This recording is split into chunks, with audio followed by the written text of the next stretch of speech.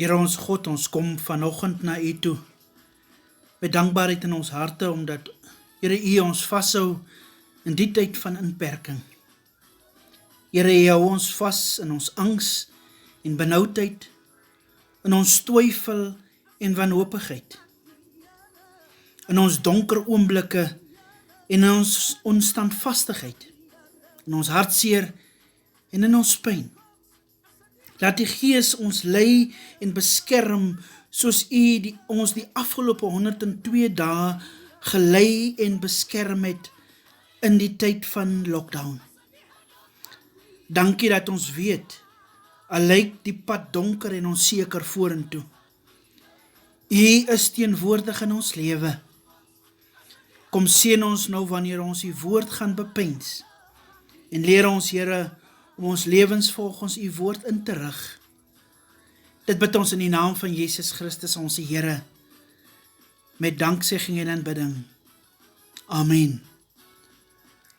Goeiemôre my vriend.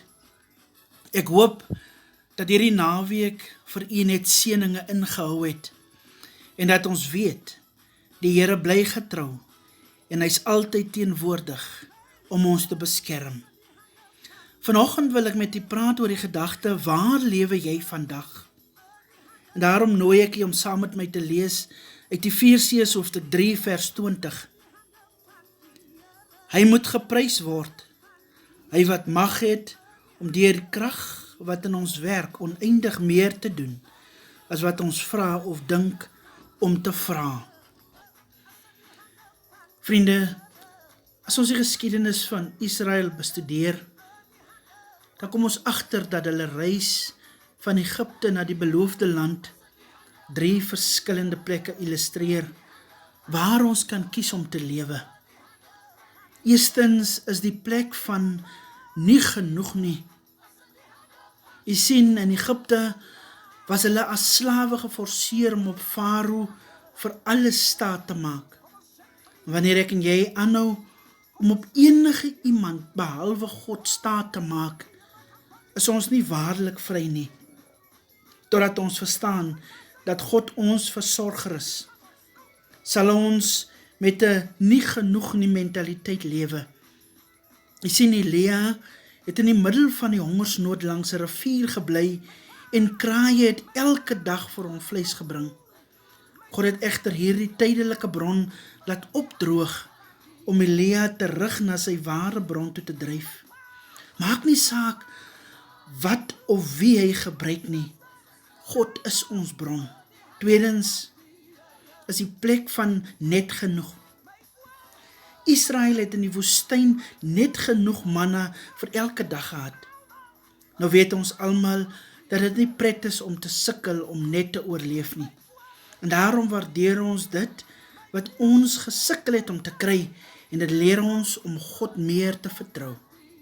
So wanneer jy sulke seisoene in die lewe deurgaan, bou dit in jou die volharding om aan te hou voortbeweeg tot beter dinge. Derdens is dit die plek van meer as genoeg. God se plan vir Israel was 'n land waarin jy brood sonder skaarste sal eet, waarin niks jou sal ontbreek nie, volgens Deuteronomium hoofstuk 8 vers 9.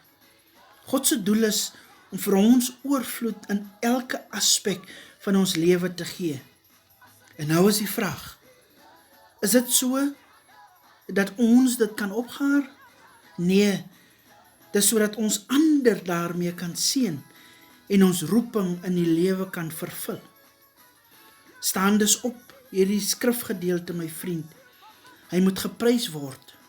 Hy wat mag het om deur die krag wat in ons werk oneindig meer te doen, as wat ons vra of dink om te vra.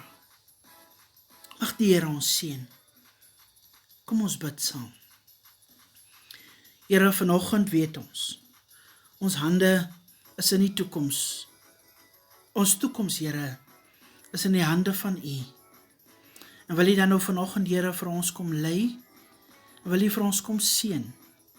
Ons plaas ons lewe in U hande, en vra, Here, gaan met ons verder. Lei ons van oorwinning tot oorwinning. as ons dit bid in die naam van Jesus Christus, ons Here, met danksegging en aanbidding. Amen.